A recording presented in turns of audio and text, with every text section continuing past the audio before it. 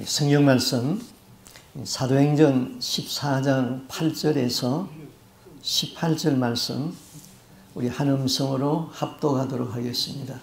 루스드라에 발을 쓰지 못하는 한 사람이 앉아 있는데 나면서 걷지 못하게 되어 걸어본 적이 없는지라 바울이 말하는 것을 듣거늘 바울이 주목하여 구원받을 만한 믿음이 그에게 있는 것을 보고 큰 소리로 이르되 네 발로 바로 일어서라 하니 그 사람이 일어나서 걷는지라. 무리가 바울이 한 일을 보고 루가오니아 방언으로 소리질러 이르되 신들이 사람의 형상으로 우리 가운데 내려오셨다 하여 바나바는 제우스라 하고 바울은 그 중에 말하는 자이므로 헤르메스라 하더라. 시외 제우스 신당의 제사장이요 소와 화환들을 가지고 대문 앞에 와서 무리와 함께 제사하고자 하니 두 사도 바나바와 바울이 듣고 옷을 찢고 무리 가운데 뛰어들어가서 소리질러 이르되 여러분이여 어찌하여 이러한 일을 하느냐. 우리도 여러분과 같은 성정을 가진 사람이라.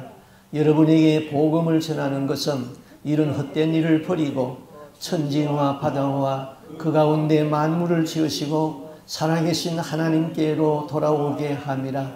하나님이 지나간 세대에는 모든 민족으로 자기들의 길들을 가게 방임하였으나 그러나 자기를 정언하지 아니하신 것이 아니니 온 여러분에게 하늘로부터 비를 내리시며 결실기를 주시는 선한 일을 하사 음식과 기쁨으로 여러분의 마음에 만족하게 하셨느니라 하고 이렇게 하여 겨우 무리를 말려 자기들에게 제사를 못하게 하니라. 아멘. 동양문화권에서는 그 올해를 용의 해라고 그렇게 말합니다. 동양에서는 그 용을 임금에다가 비유했습니다. 그래서 임금이 입는 옷에는 용을 수놓았던 것입니다. 그러나 성경에서는 용은 사단의 상징인 것입니다. 타주에 있는 어느 집사님이 저에게 신년 카드를 그 카톡으로 보내왔어요. 근데 그 카톡에는 아주 푸른 거창한 용이 그려져 있고 그 밑에다가 글을 쓰는데 이렇게 말했어요. 청룡의 기운으로 뜻하시는 바 일이 이 한 해는 모두 이루어지기를 소원합니다. 그렇게 썼어요. 이분은 저한테 좋은 의미로 그런 카톡을 보냈습니다만은 저한테는 그게 저주입니다. 청룡의 힘, 사탄의 힘으로 이 한 해 하는 모든 일이 다 이루어지기를 바란다고요. 그래서 제가 그분이 집사이기 때문에 평소 예수 안 믿는 사람 같으면 그냥 이해하고 가겠는데 집사이기 때문에 제가 회신을 했습니다. 집사님은 하나님의 백성인데 청룡의 기운은 아니죠. 청룡의 기운은 청룡은 사단의 상징입니다. 그렇게 보냈더니 바로 카톡이 다시 오기를 새해 복 많이 받으세요. 그렇게 또 카톡이 왔어요. 사실 이 새해 복 많이 받으세요 이것도 성경적인 인사는 아니에요. 예. 목사님들이 가끔 그 장례를 당한 분, 그 죽은 자들이 성도들 가운데 있으면은 그 카톡이 올라오는데 이렇게 올라와요. 예. 고인의 명복을 빕니다. 그게 성경적인 인사인가요? 그거는 불교에서 그런 인사할 수 있고 천주교 신앙이죠. 고인의 명복을 빈다. 명복은 밝을 명자 복복자입니다. 죽어서 좋은 데 가기를 빈다는 거예요. 한 번 죽으면은 천국 아니면 지옥으로 끝났는데 뭐 땅에서 명복을 빈다고 그 사람의 운명이 바뀌어지겠습니까? 우리는 그런 인사하면 안 돼요. 우리의 신앙관념이 확실하고 그 신앙에서 나오는 사상이 확실하고 그래서 성경적으로 우리는 인사를 해야 되는 것이죠. 인도의 성자라고 불리는 간디가 기독교인을 향하여서 이런 쓴소리를 했습니다.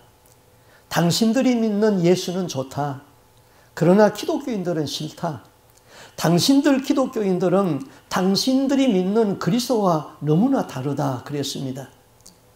간디가 말하는 기독교인들은 당시 인도나 영국에서 그가 직접 만났던 영국의 성공의 성도들이었습니다.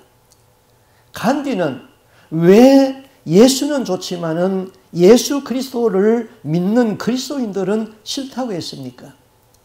그들의 삶이 예수님의 가르침과는 너무나도 동떨어진 삶을 살고 있기 때문에 그렇습니다. 예수님도 그렇게 말씀했잖아요. 누가복음 6장 46절에서 너희는 나를 불러 주여 주여 하면서도 어찌하여 내가 말하는 것을 행하지 아니하느냐. 간디는 그리스도인들이 주여 주여 하면서도 행하지 아니하는 그리스도인들을 질타했던 것입니다.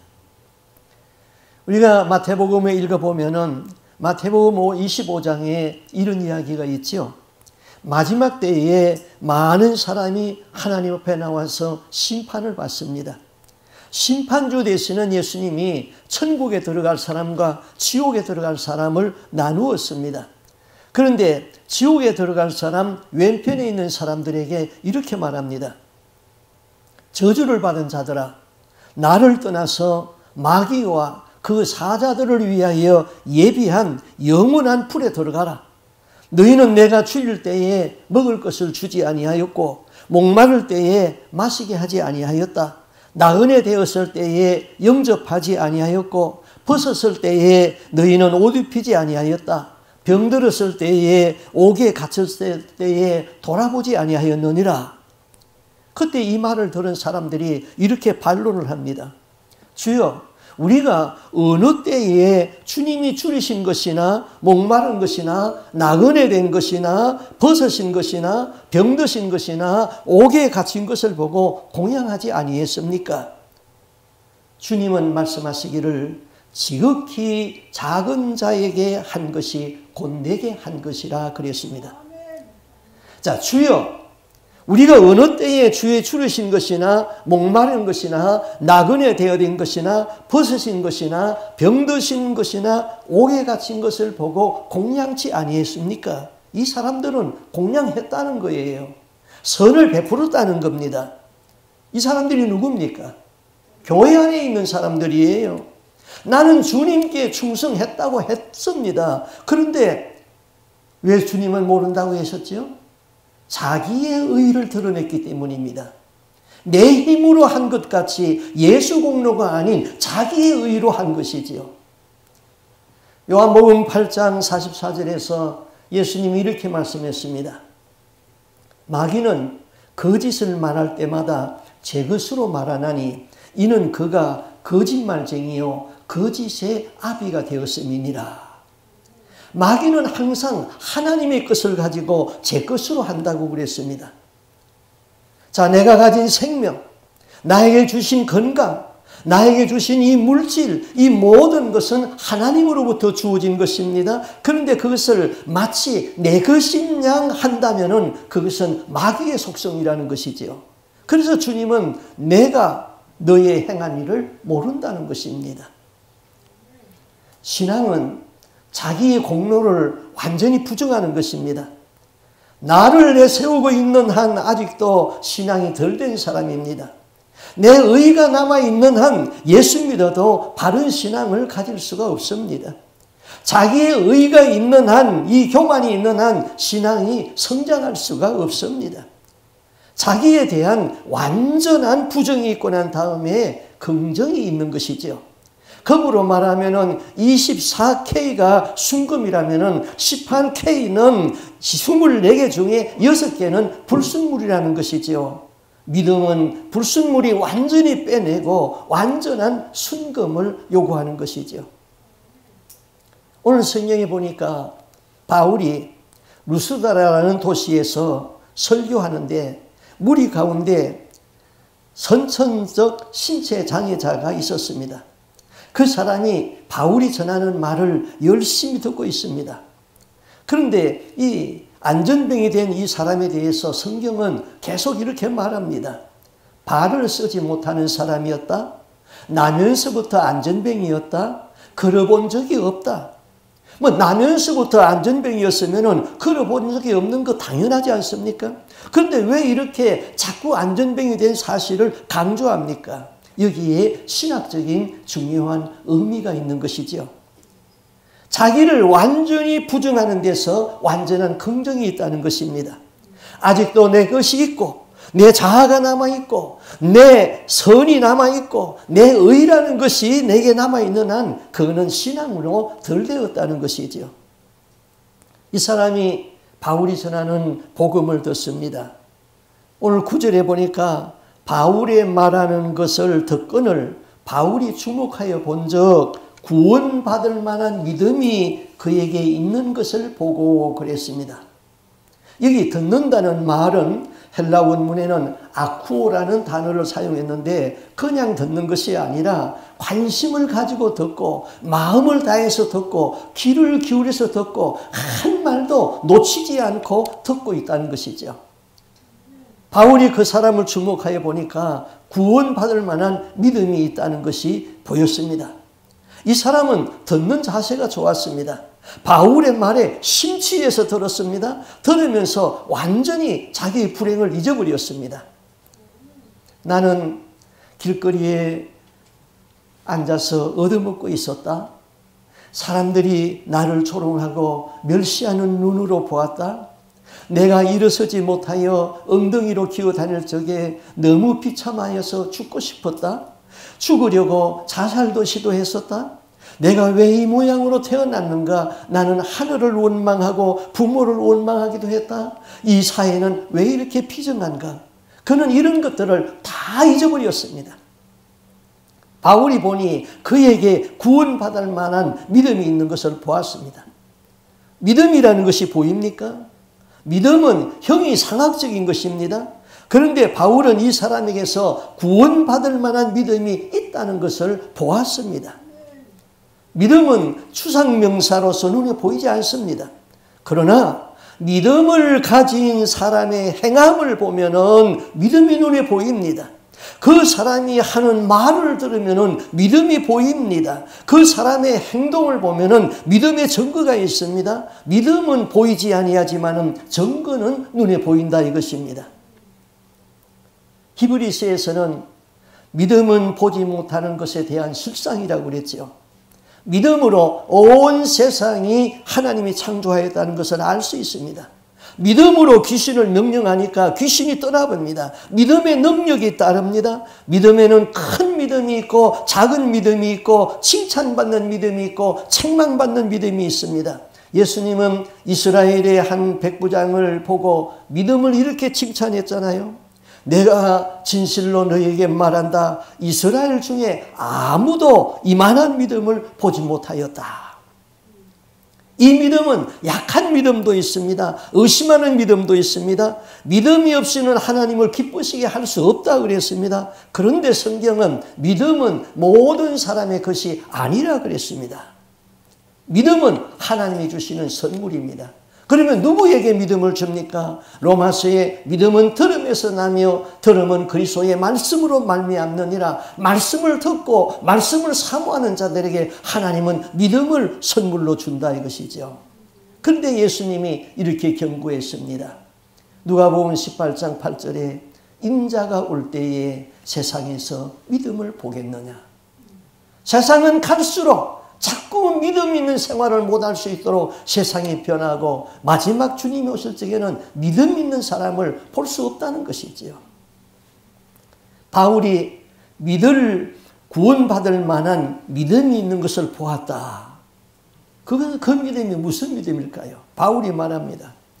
우리는 서로 사랑해야 됩니다. 그렇지요. 사랑해야지요. 겸손하라. 그러면요. 사람됨이 겸손함에 있잖아요. 주 예수를 믿어라. 아멘. 믿습니다. 하나님의 말씀에 순종해야 됩니다. 아멘. 네 발로 일어서라. 자기도 모르게 벌떡 일어나 버렸어요. 바울은 나사렛 예수의 이름으로 명하노니 일어나 걸어라. 그 말 안 했습니다. 네 발로 그냥 일어나. 그러니까 말씀에 심취되어서 그냥 일어나니까 일어섰습니다. 물론 예수님의 능력으로 일어난 것은 사실입니다. 바울 개인의 능력으로 된 것은 아닙니다. 이 사람은 말씀에 심취해서 듣는 자세가 좋으니까 자기 경험에 없는 것을 말하였는데 그대로 순종했습니다. 바울이 일어나라 하니까 일어나야지 하고 자기도 모르게 벌떡 일어났던 것이죠. 그러면은 반대로 말씀을 듣는 자세가 나쁘면 어떠하겠습니까? 위로하라. 내가 위로받을 사람인데 누구를 위로합니까? 봉사하라. 봉사는 돈이 있어야 하는 것 아닙니까? 11조하라. 또 돈 얘기하는구만. 사랑하라. 지는 사랑하는가? 감사하라. 감사거리가 있어야 감사하지. 너 일어나라. 무슨 말이요? 나는 나면서부터 안전뱅이요. 사람 그렇게 놀리는 것 아니요. 그러면은 설교를 들으면서도 별 생각을 다 하는 것이죠. 그런데 이 사람은 다 잊어버렸어요. 자기의 어두웠던 과거도 잊어버렸어요. 불행했던 사건도 잊어버렸어요. 다만 말씀에 도취되었습니다. 완전한 자기의 부정이었습니다. 거기에 믿음의 역사였습니다. 하나님이 그를 기억하셨습니다. 성령이 그 사람 위에 임재했습니다. 그 믿음 가운데서 기적이 일어났던 것이지요. 우리는 교회에 와서 앉아있는 이 시간만은 세상의 것을 다 잊어버려야 됩니다. 말씀에 도취되어야 됩니다. 그리고 예배가 끝나고 나가면은 오늘 무슨 말씀을 했는지 다 잊어버릴 수도 있어요. 여러분, 설교하는 저도 잊어버립니다. 뭐 강대상에서 내려가면은 내가 오늘 무슨 설교했던가 잊어버릴 때가 많습니다. 여러분이 저한테 물으면은 저도 몰라요. 묻지 마세요. 내 기억력이 왜 이러냐고 걱정하지 마세요. 어렸을 적에 부모님들이 집에서 콩나물을 키우는 것을 보았어요. 콩나물 시루에다 콩을 넣어놓고 물을 주면은 그 물이 밑으로 다 빠집니다. 그런데 하루에도 몇 번씩 그 콩나물 시루에다가 물을 붓습니다. 물은 밑으로 다 빠집니다. 그런데 시간이 지나니까 거기서 싹이 나고 콩나물이 무럭무럭 자라가지고 얼마 지나면은 콩나물 시루 안에 콩나물이 가득히 들어있습니다. 신앙도 그렇습니다. 매주일 교회 나와서 말씀을 듣습니다. 듣는 자세가 좋으면은 듣고는 다 잊어버리는 것 같은데 신앙은 성장하고 있는 것입니다. 듣는 자세가 좋으면은 기적도 일어나는 것입니다. 매일 듣고 또 들으면은 나중에는 콩나물 시루에 콩나물이 가득하듯 여러분의 삶도 하느님의 나라의 축복으로 가득 채워지는 것이지요. 그 다음 베드로는 듣는 자세에서 빼놓을 수 없는 것은 사도 베드로의 권면입니다. 베드로전서 2장 2절에 이렇게 말했습니다. 갓난아이같이 순전하고 신령한 젖을 사모하라. 갓난아이들은 오직 어머니의 젖 하나로 만족합니다. 어른들은 먹는 것이 다릅니다. 소원도 많습니다. 돈도 있어야 되고 친구도 있어야 되고 사업도 잘 돼야 되고 명예도 있어야 되고 여러 가지 소원이 많습니다. 그러나 갓난 어린아이는 오직 어머니의 젖 먹고 그 어머니의 젖과 함께 어머니의 사랑이 있고 어머니의 젖 하나로 모든 것이 만족합니다. 또 갓난 어린아이들은 입맛이 아주 단순합니다. 뭐 어른들은 맵다, 짜다, 시다, 시큼털털하다, 고소하다, 여하간 입맛이 다릅니다. 뭐 시원한 것도 다르잖아요. 어른과 어린아이들의 시원한 게 달라요. 어느 날 아버지가 아들하고 목욕탕에 갔습니다. 아버지는 뜨거운 물속에 들어가서 시원하다. 그러니까 아들이 뜨거운 물속에 텀벙 뛰어들었습니다. 그러니까 뜨거워가지고 뜨거 하고선 뛰어나갔습니다. 화가 난 아버지가 아들이 아버지를 보고 무슨 말 했는지 아십니까? 세상에 믿을 놈 아무도 없네 그랬다는 겁니다.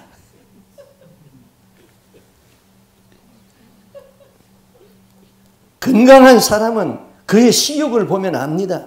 건강한 사람은 식욕이 완성하지요. 그러나 병약한 사람은 이것도 못 먹고 저것도 못 먹고 겨우 먹습니다.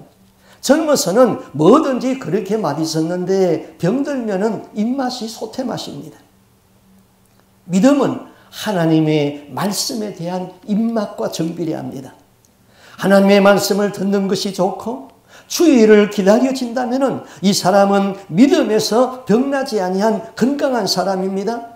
그런데 교회 나가기가 싫고 말씀을 들으면 졸리고 그래서 교회 나가기 싫어서 이 핑계 저 핑계 하면은 내 믿음은 병들었다고 생각하면 됩니다.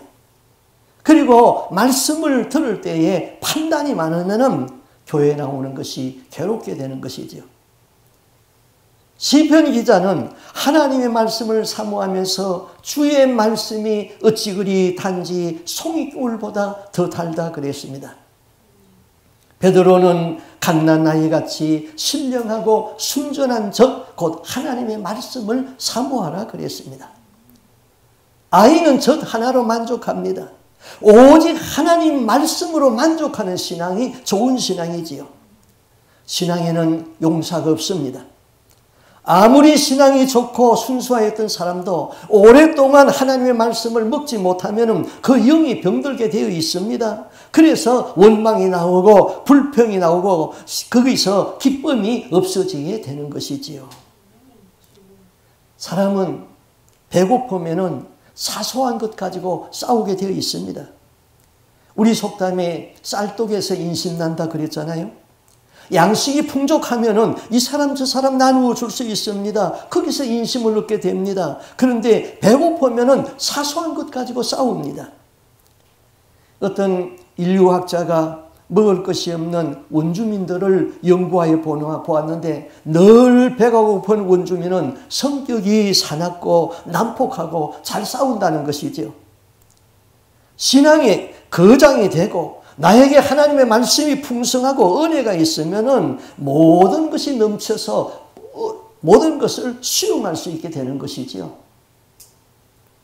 예수님이 요한복음 7장 37절에서 이렇게 말씀했습니다. 누구든지 목마르거든 내게로 와서 마셔라. 나를 믿는 자는 성령의 이름과 같이 그 배에서 생수의 강이 흘러나리라.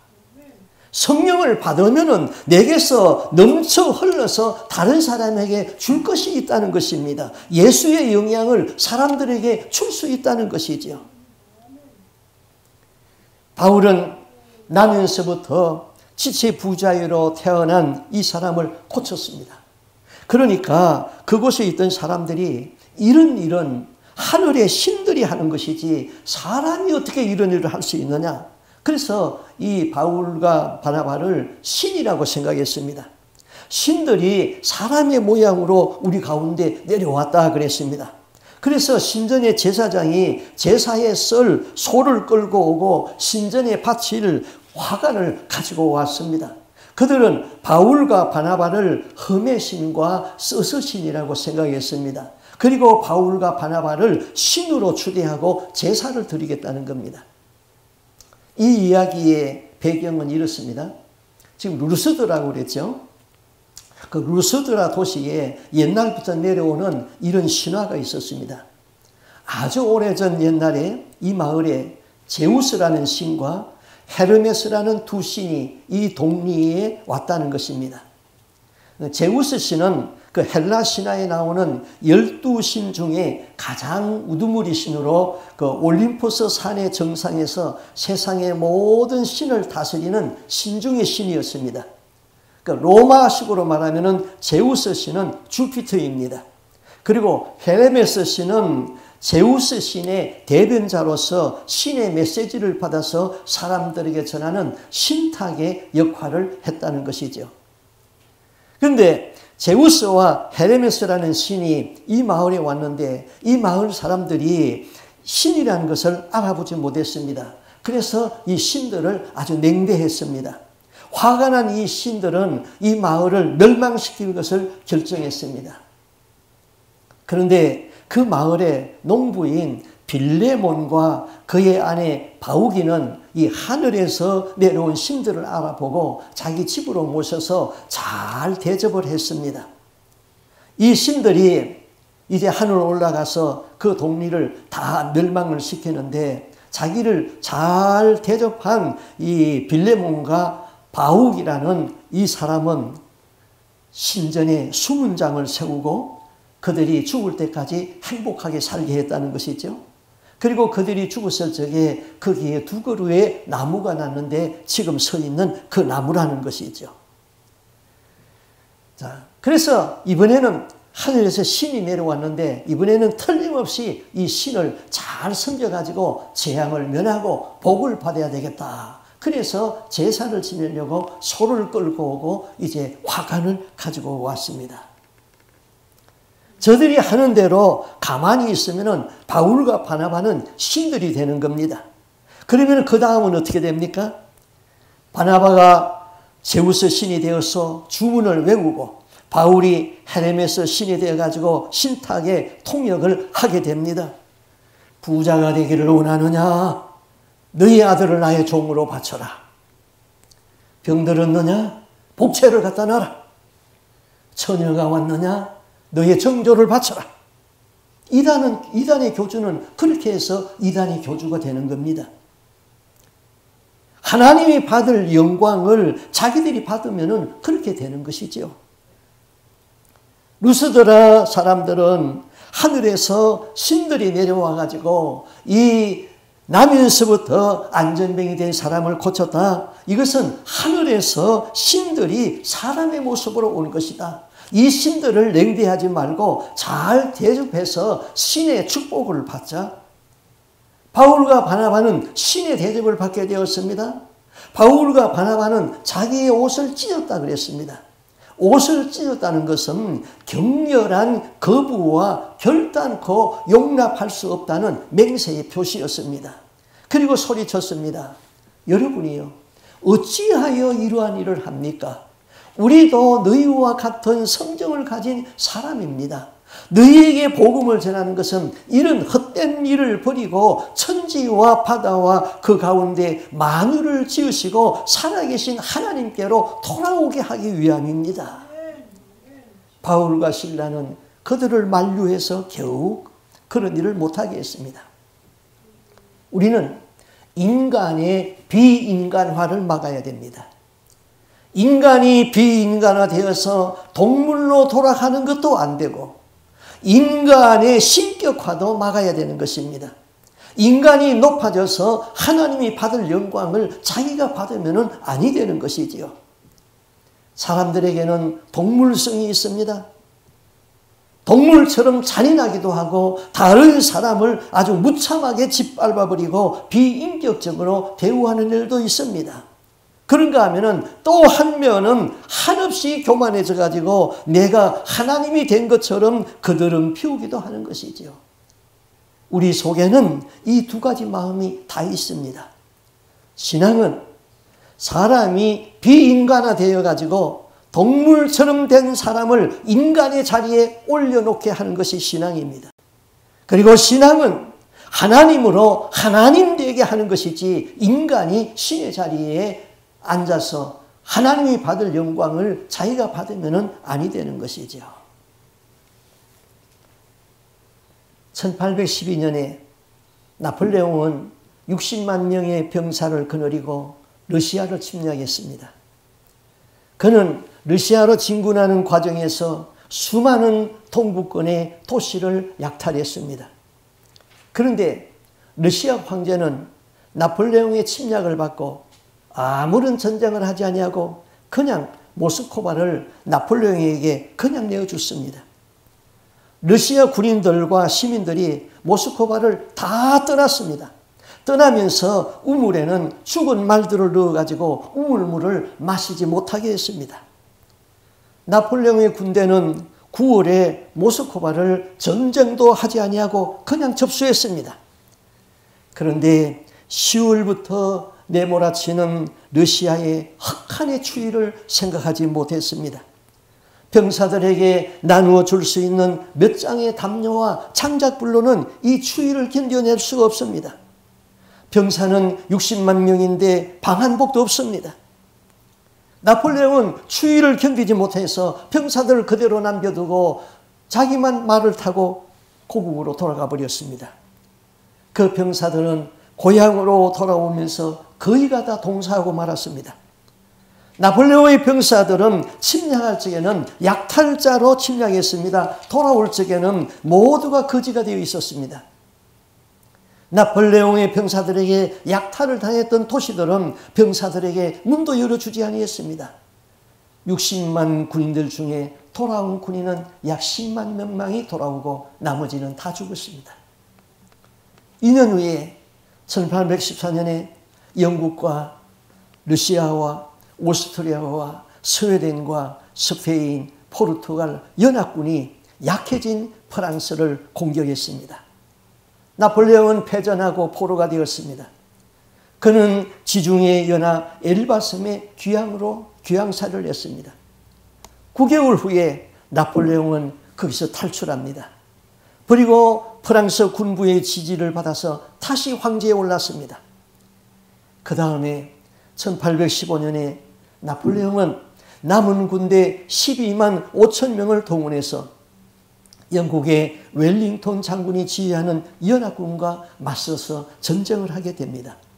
그 전쟁의 장소는 벨기에의 동남쪽 워털루에서 전쟁을 했습니다. 그것이 역사에 남은 유명한 워털루 전투였던 것입니다. 하루 종일 전쟁을 하는데 밀리고 쫓기고 전진했다가 퇴진했다가 하면서 6시경에 나폴레옹은 거의 승리를 확신하게 되었습니다. 마지막으로 나폴레옹은 건의사단에게 진격명령을 내렸습니다. 그 격전 끝에 저 웰링턴이 점령하고 있는 저 고지만 점령하면 우리는 승리한다고 그는 확신했습니다. 그래서 자기를 보호하고 있는 건의사단에게 진격명령을 내려서 그 섬을 거의 다 점령하게 되었던 것입니다. 그런데 웰링턴 진영의 산등성이의 뒤에 능선에 숨어있던 연합군들이 일제히 사격을 해가지고 거기서 나폴레옹의 군대는 전멸하게 말았습니다. 나폴레옹은 다시 포로가 되었습니다. 그래서 그는 아프리카와 남미 대륙의 사이에 있는 중앙에 있는 세인 헬레나 섬으로 유배를 갔습니다. 그곳에서 영국군의 감시를 받으면서 울분의 나날을 보냅니다. 거기서는 육지로부터 2000km나 떨어져 있는 바다 가운데 있는 섬이기 때문에 탈출이 불가능했습니다. 그는 거기서 일생을 마칩니다. 6년 후에 그는 52세로 죽습니다. 나폴레옹은 자기 야망 때문에 수많은 생명이 죽었습니다. 워털루 전투에서 그는 자신이 믿었던 건의사단에게 진격명령을 내렸을 적에 멀리 보이는 웰링턴의 군대가 주둔하는 산등성이만 장악하면은 자신이 최후의 승자가 될 줄로 믿었습니다. 그런데 그 산등성 너머에 있는 연합군의 군대가 있다는 것을 그는 보지 못했습니다. 나폴레옹은 결정적인 순간에 눈에 보이는 것이 모두라고 생각하고 판단했기 때문에 그는 패전했습니다. 우리는 눈에 보이지 아니하는 하나님을 믿음의 눈으로 볼 수 있어야 되는 것이죠. 믿음은 눈에 보이지 않습니다. 그러나 믿음으로 사는 사람은 눈에 보이는 증거를 남깁니다. 주여 주여 하면서도 행함이 없는 그리스도인들이 아니라 주님의 말씀을 듣고 행하는 그리스도인들이 되어야 하는 것이지요. 말씀에 심취해서 구원받을 만한 믿음의 축복, 인간의 비인간화 되어서 동물화로 전락되지 말고 인간이 인간 이상으로 되어서 교만으로 거드름 피우지 말고 오직 하나님으로 하나님 되게 하여서 믿음으로 살 수 있는 금년 한 해가 될 수 있기를 주님의 이름으로 축복합니다. 아멘. 기도하겠습니다. 주님, 신년 한 해의 첫 주일을 맞이했습니다. 이 한 해를 살아가는 동안에는 주님 없이 사는 날이 하루도 없게 하여 주시옵소서. 말씀을 사모하면서 말씀에 심취되어서 사는 하루 1년이 될 수 있기를 간절히 소원하고 기도합니다. 하나님, 이 땅 위에 교회도 많이 있고 이 땅 위에 교회 안에는 성도들도 많이 있습니다. 그러나 많은 사람들이 주여 주여 하면서도 주님의 말씀을 행하지 아니하는 왼편에 있는 심판받을 자로 살아가고 있으면서도 세상에 심취되어서 그것을 깨닫지 못하고 있습니다. 우리 교회에 여기 있는 모든 성도들은 하나님의 말씀에 심취되어서 그 말씀대로 믿고 행할 수 있는 하나님의 사람들이 되기를 원합니다. 그래서 이 한 해가 다 끝났을 적에는 우리 주님 앞에 잘했다 칭찬받을 수 있는 하나님의 사람들이 되게 하시고, 우리 교회에 속해 있는 이 성도들은 한 사람도 구원에서 낙오됨이 없이 다 천국에 입성할 수 있는 거룩한 하나님의 백성이 되는 한 해가 될 수 있도록 주님이 임재하시고 인도하여 주시옵소서. 날마다 날마다 예수님과 더불어 살며 날마다 날마다 감사가 넘치게 하시고, 날마다 믿음의 역사 가운데서 예수님이 나와 함께하는 삶의 증거가 있는 이 한 해가 되기를 간절히 소원하옵고 존귀하신 예수님 이름으로 기도하옵나이다. 아멘.